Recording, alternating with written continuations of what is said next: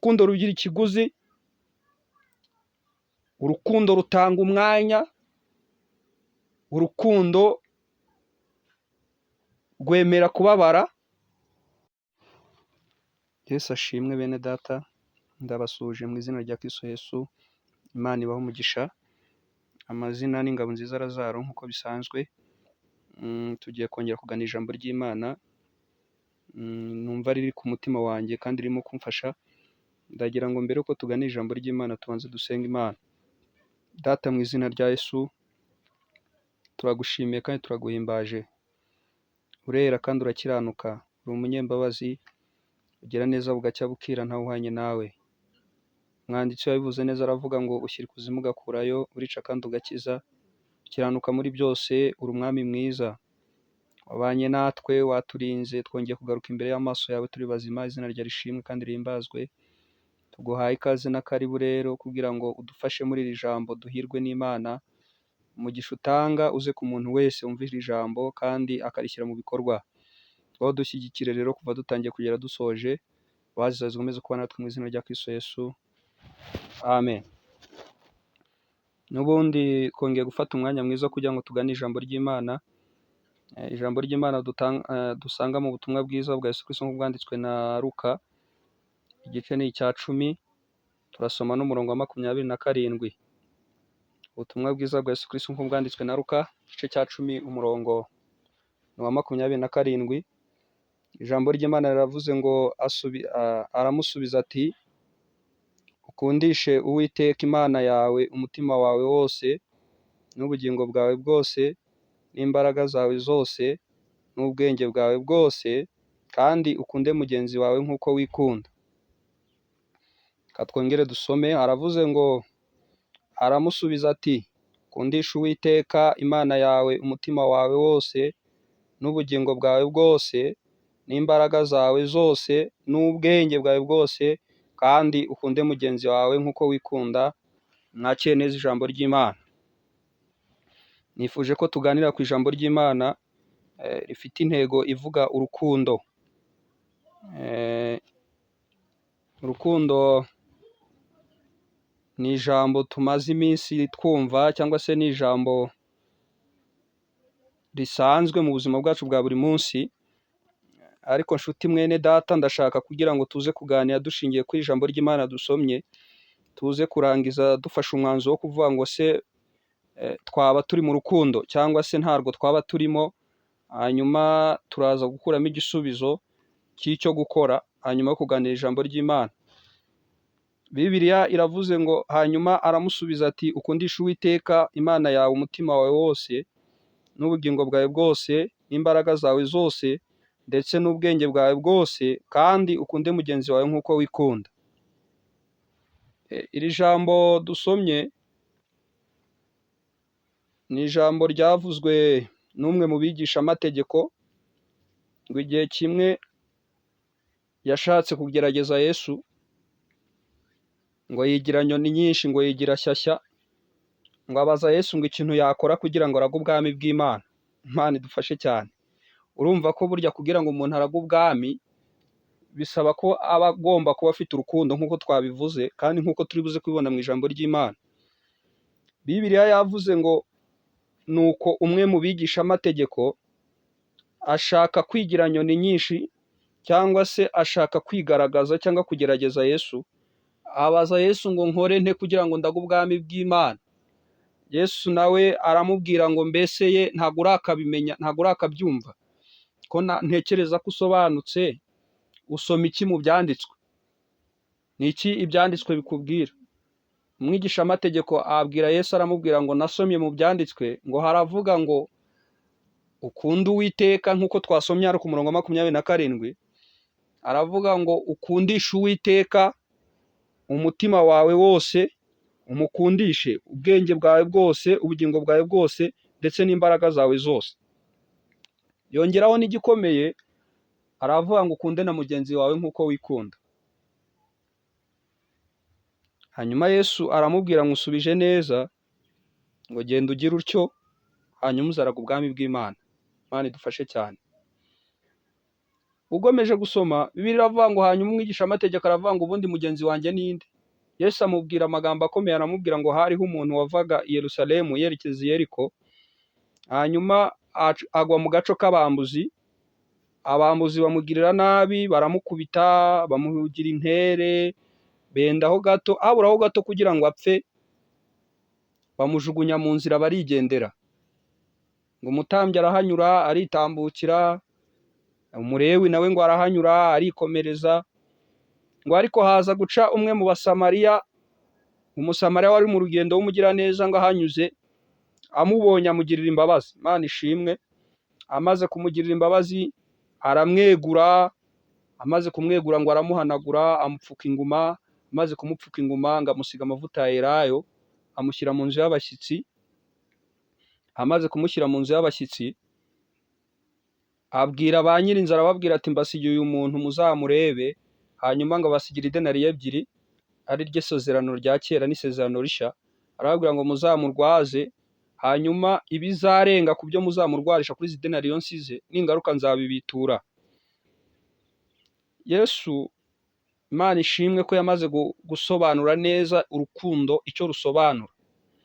Uyu mugoroba nifuje ko tuganira ku ntego y'urukundo, ariko hano Yesu yagaragarije umwigisha amategeko urukundo icyo rusobanura.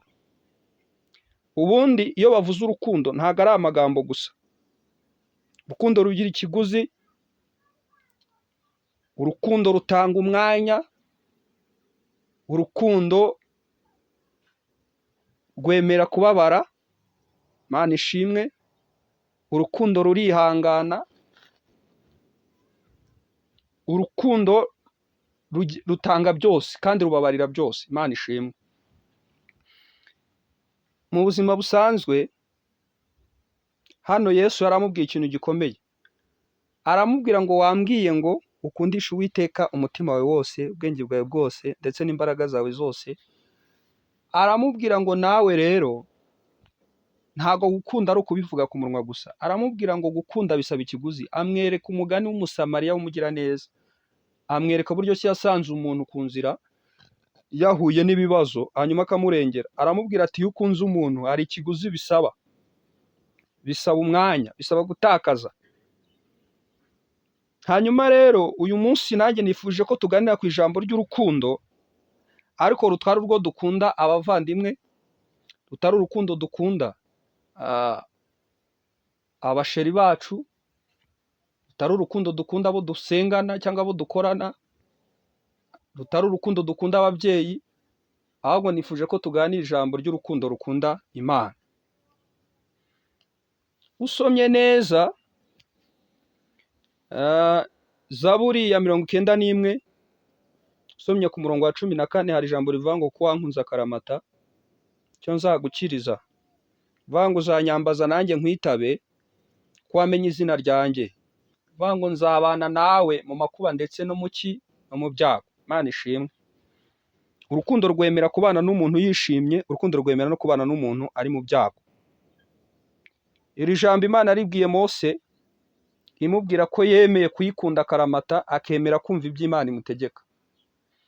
Umwanditsi wanditse igitabo cy'Abikorinto yanditse ijambo rikomeye, aravuga ngo ukunda Imana niwe umenywa nayo. Bishatse kuvuga ko udakunda Imana kukumenya biragoye. Uyu mugoroba ndifuza ko twaza gufata umwanzuro wo gukunda Imana kugira ngo ibashe kutumenya. Abantu benshi mu buzima bwacu bwa buri munsi twirirwa tuvuga ko dukunda Imana, ariko tukabivuga ku munwa, ariko nta bikorwa bigaragaza ko tuyikunda. Indirimbo ya 375 iravuga ngo habaye umunsi w'ishimwe mu ijuru, Yesu yitanga kugira ngo agere ku isi. Aza kubyarwa n'umwari utunganye, uwera aturana natwe ababi. Akavuga ngo dore urukundo rwatumye apfira, ibyaha byanjye bihamba mu mva, maze arazuka ngo ampuze na se, nagaruka nzamushimira ibyo. Haleluya. Ni ukuvuga ngo habaye inama mu ijuru yo kugira ngo haboneke umuntu wacungura abantu, ariko ngo ibizima habura n'umwe, abakerubi n'abaserafi habura n'umwe, ariko Yesu arambura ukuboko aravuga ngo njyewe nemeye kujya gucungura umwana w'umuntu. Ariko kubw'urukundo Imana yakundaga umwana w'umuntu, nayo yemera gutanga umwana wayo kugira ngo aze mu isi adupfire.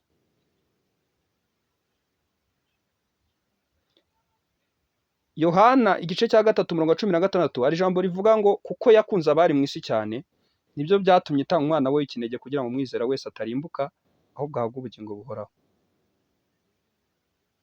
Mu buzima bwacu bwa buri munsi, iyo ukunda umuntu uvuga ko umukunda, uramuhamagara kuri telefone,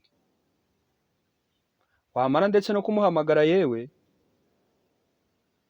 ushobora no gufata umwanya mukanaganira, wamara no kuganira nawe yewe ushobora no gufata umwanya ukanamusura, wamara no kumusura yewe ushobora no gufata umwanya ukamugurira n'amayinite mu gihe ufite amafaranga, bikarenga no kumugurira amayinite, n'inzu wayimugurira ubaye ufite ubushobozi kugira ngo urwo rukundo rwanyu rukomere. Ariko twebwe abantu tuvuga ko dukunda Imana, Bibiliya yavuze ngo ukwiriye kuyikunda ukayikundisha umutima wawe wose n'ubugingo bwawe bwose n'imbaraga zawe zose. Imana ishimwe cyane, n'ubwenge bwawe bwose. Iyo habuzemo kimwe muri ibyo tuvuze, iyo ukundishije Imana imbaraga ariko ntuyikundishe umutima, uba wabyishe. Nimba ugerageza kubaka urusengero, nimba ugerageza gutanga amaturo na kimwe mu 10, ariko ugakora ibyaha, umutima wa Imana yawe ureba ntiwishimire. Urimo urakoresha imbaraga zawe ushaka gukunda Imana, ariko ntago byuzuye, ntago uba uyikunze. Kuko Bibiliya yavuze ngo ukwiriye gukunda Imana n'umutima wawe wose n'imbaraga zawe zose n'ubugingo bwawe bwose ndetse n'ubwenge bwawe bwose. Umwuka wawe ukwiriye gukunda Imana, ibitekerezo byawe bigakunda Imana, umutima wawe ugakunda Imana, ndetse yewe n'imbaraga zawe zigakunda Imana, nibwo ubukunzi. Naho iyo ukunze warangiza ugaharika uwo ukunda, cyangwa se akabimenya ko umuca inyuma, rimwe na rimwe hari igihe akubenga akakwihorera. Uramutse ukunda njyewe Lazaro ukambwira ko unkunda, ariko nkaza kukureba ngasanga uri kumwe n'undi muhungu, uri umukobwa, icyo gihe biragoye ko nakizera urukundo unkunda. Yewe nshobora no kubivamo nkavuga ngo ntago unkunda. Ariko iyo ukunda umuntu umuha umwanya, ntago mubangikanya n'undi muntu, ntago umutendeka, uramukunda nyine ukamukunda ari we wenyine, kandi ukamukundisha ubwenge, umutima, umubiri ndetse n'imbaraga zawe. Ukwiriye kugira ikiguzi, ukwiriye nimba abuze umwambaro ugomba kumwambika, nimba abuze ibyo kurya ugomba kumugaburira, nimba afite urugendo ushobora kumuha transport. Gukunda rero bisaba ko ugira ikintu utakaza. Bene data rero, muri iyi minsi turimo turavuga ko dukunda Imana, ariko ibimenyetso byo gukunda Imana tubihakana, tutanabyemera ko twabikora. Iyo tuvuze ko dukunda Imana bidusaba kuyibwiza ukuri. Dore uko naraye, dore uko naramutse, dore uko niriwe. Ntago bivuze ko Imana tuyibwira ukuri nkaho itakuzi, ariko biravuga ngo niwatuza akanwa kawe yuko Yesu ari umwami, byanga bikunze uzakizwa. Wishaka gufata itabaza ngo nurangiza uritwikiriza intonga, aho uba wibeshya. Umwanditsi Yohana yabivuze neza, igice cya 4:23, hari ijambo rivuga ngo igihe kiraje kandi kirasohoye ko abasengera Data kuri uyu musozi bakwiriye kumusengera mu kuri ndetse no mu mwuka, kuko Imana ari umwuka n'abayisenga bakwiriye kuba mu mwuka. Bishatse kuvuga ngo biragoye ko wakorera Imana utari umunyakuri ngo hanyuma ikagukunda. Cya mbere, nimba ukunda umuntu ugomba kumubwiza ukuri. N'Imana nimba tuyikunda dukwiriye kuyibwiza ukuri.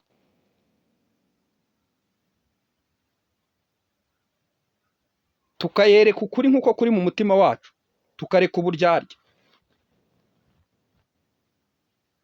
Nimba ukunda umuntu ugomba kumwereka ko umukunda ukamuha umwanya. N'Imana niko bikwiriye kugenda, dukwiriye kuyiha umwanya mu buzima bwacu. nimba dushakisha mu buzima buto bwa buri munsi, dukwiriye kubanza Imana imbere. Imana akaba ari ishyirwa mu mwanya wa mbere mu bintu byose dukora bya buri munsi. Nk'uko iyo ukunda umuntu ari we muntu uhoza mu kanwa kawe, ari wo muntu uhora mu bitekerezo byawe, nimba tuvuga ko tunakunda Imana, dukwiriye kuyiha umwanya akaba ari ihora mu bitekerezo byacu. Nimba ukunda Imana ukaba ufite icyo gukora, ukwiriye guhaguruka ugakoresha imbaraga zawe. Amafaranga ufite, hakabamo amafaranga akorera Imana. Mu bushobozi ufite hakabamo ubushobozi bukorera Imana, kandi nta bushobozi na bumwe butakorera Imana. Buri muntu mu rwego rwe agira umukunda, agira n'uwo akunda. Na buri muntu mu rwego rwe, Imana imukunda mu rwego rwe, kandi nawe akayikunda mu rwego rwe. Ukwiriye gukorera Imana utitaye ku bushobozi. Urukundo ntago rugira ikiguzi ngo uvuge ngo nimba ngukunda ngo uzajya umpereza ibi ngibi. Ahubwo wowe ukwiriye kunkunda, icya mbere ukampa umwanya. Wamara kumpa umwanya ukananyubaha, urukundo rukagira kubaha.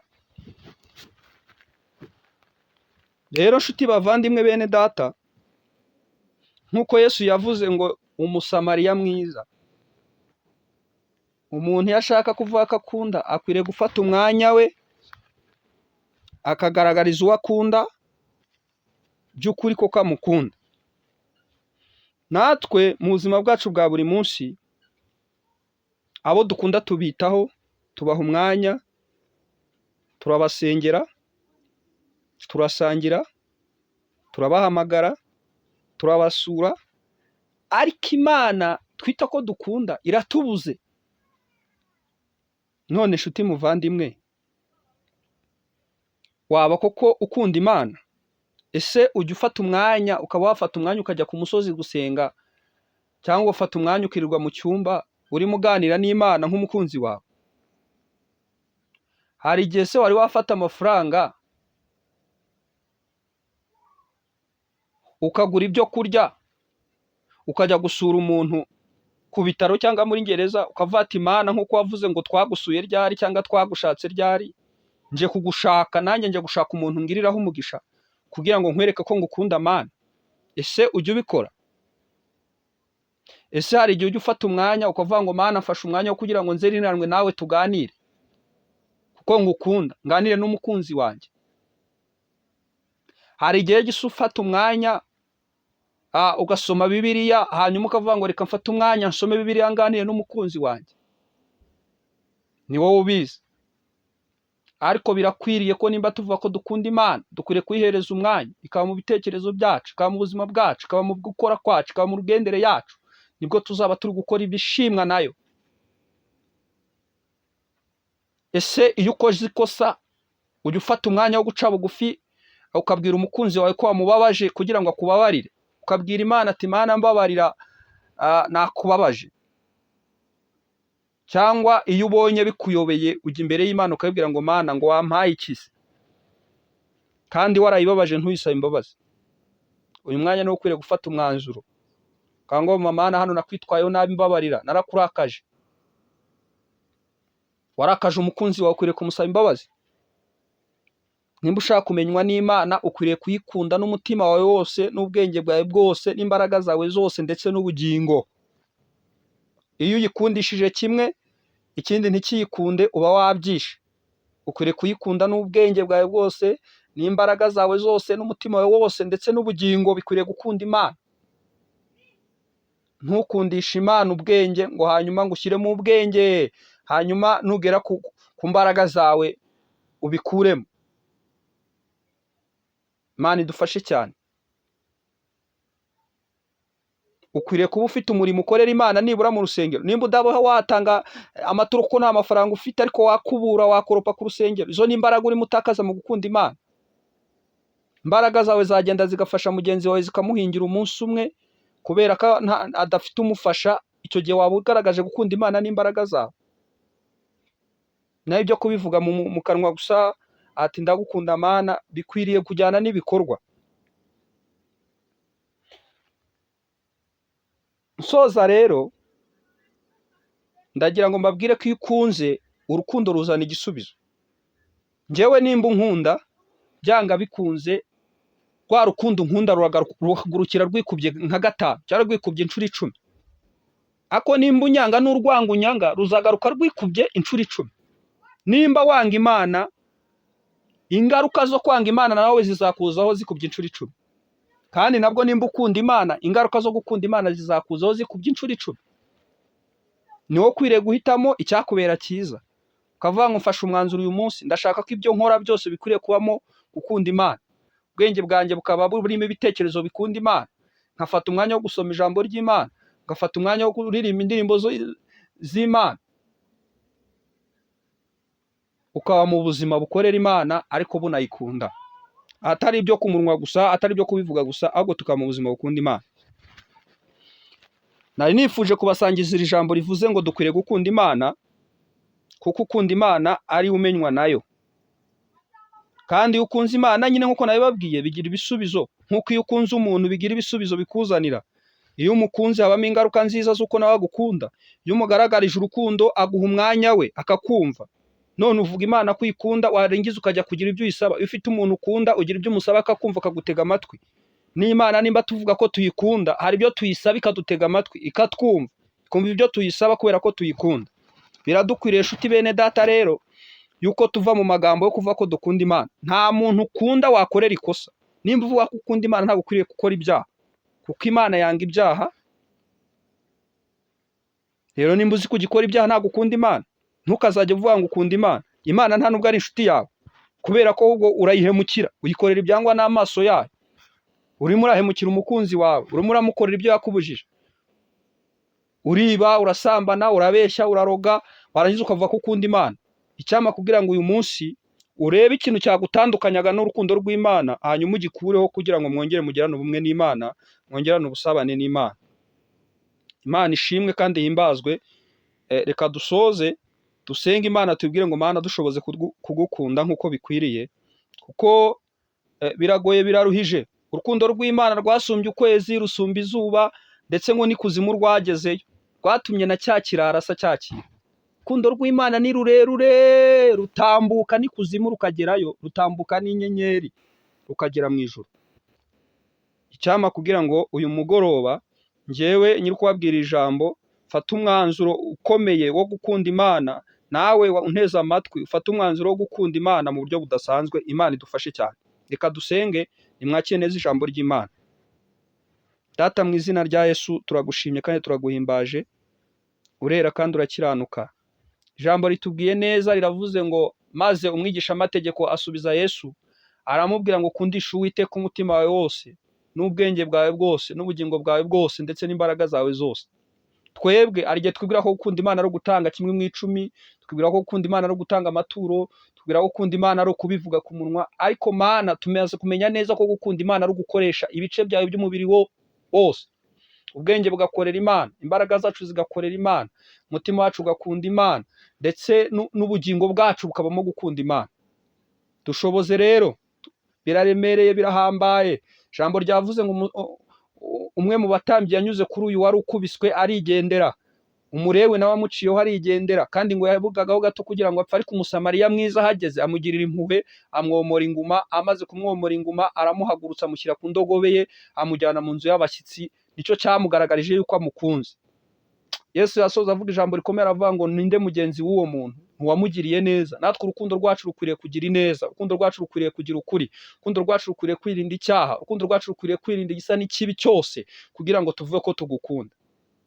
Duhe imbaraga rero, imbaraga z'umwuka wera zigaragare zigwiriye muri twebwe, uduhe gucishwa bugufi, izina ryawe rihabwe icyubahiro. Turagushimiye ko udufasha iri jambo rigatanga umusaruro ku muntu wese uryumvishe, kandi Nyagasani Imana ukakomeza kudushoboza kugukunda nk'uko bikwiriye, kuko imbabazi zawe nyinshi n'urukundo rwawe ugira, mu izina rya Yesu. Amen.